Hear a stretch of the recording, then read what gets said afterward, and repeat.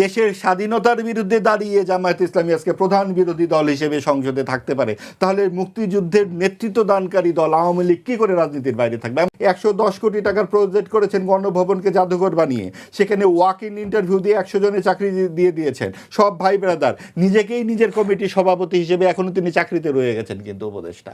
এখন আপনাকে আবার সুশীল সমাজে ঢুকতে হবে, আপনি এখন আবার শুরু করবেন আপনার সেই আন্দোলন অমুক তমুক, সেটা যা আপনি আগে করতেন। 18 মাসে আপনি তার কি কাজ করেছেন? ভারত বিরোধিতা আসলে এক ধরনের অযৌক্তিক রাজনীতি, উগ্রবাদ। রেজওয়ান হাসান যখন বলতেছেন আমরা এটা পারি না, সবাই কিন্তু তাকাচ্ছেন।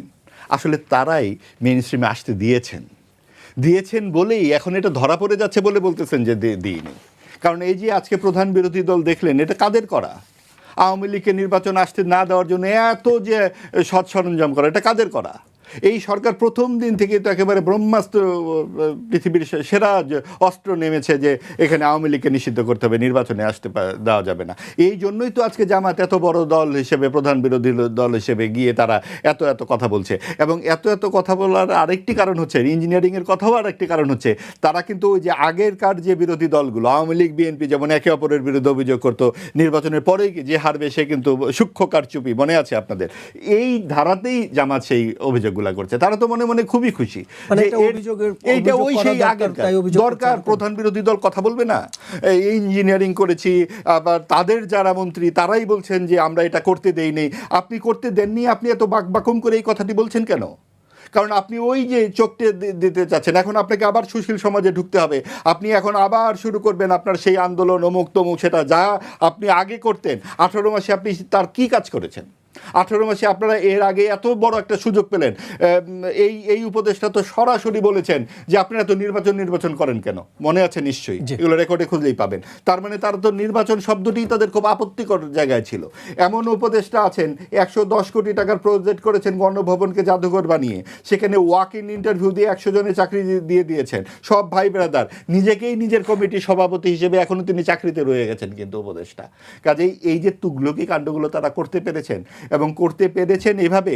ভাই একটি খুব ভালো কথা বলেছেন সাব্বির ভাই, সমাজের কাউকেই তো মেইন স্ট্রিমে আনতে বাধা দেওয়ার কথা না, এটা তো হতে পারে না। সরকারের থেকেও, সরকারে বা বিরোধী দলে কাউকে, আওয়ামী লীগ কেউ না, কাউকেই তো আমরা মেইন স্ট্রিমে বাধা দিতে পারি না। যদি 30 লক্ষ মানুষের প্রাণের বিরুদ্ধে দাঁড়িয়ে, দেশের স্বাধীনতার বিরুদ্ধে দাঁড়িয়ে জামায়াত ইসলামী আজকে প্রধান বিরোধী দল হিসেবে সংসদে থাকতে পারে, তাহলে মুক্তিযুদ্ধের নেতৃত্ব দানকারী দল আওয়ামী লীগ কি করে রাজনীতির বাইরে থাকবে এবং কতদিন থাকে?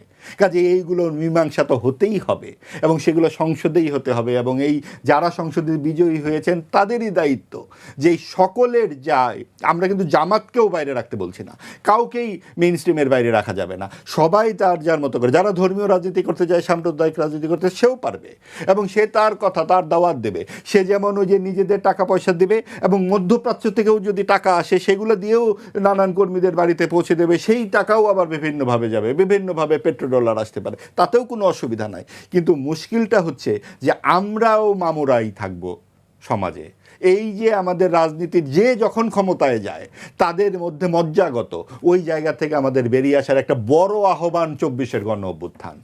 24-এর গণ অভ্যুত্থান রাজনৈতিক কর্তৃত্ববাদের বিরুদ্ধে, গণতন্ত্রহীনতার বিরুদ্ধে, স্বজন প্রীতির বিরুদ্ধে, গোষ্ঠী প্রীতির বিরুদ্ধে, সকলের অন্তর্ভুক্তিমূলক সমাজের যে আকাঙ্ক্ষাই 24-এর গণ অভ্যুত্থান হয়েছে, তাই সেই রক্তস্রোত পেরিয়ে যে সংসদ বসতে যাচ্ছে, আমরা আহ্বান জানাবো সেখানে যেন মুক্তিযুদ্ধ সবার আগে থাকে এবং সকল মানুষের মর্যাদা ও সম্মান অক্ষুণ্ণ থাকে।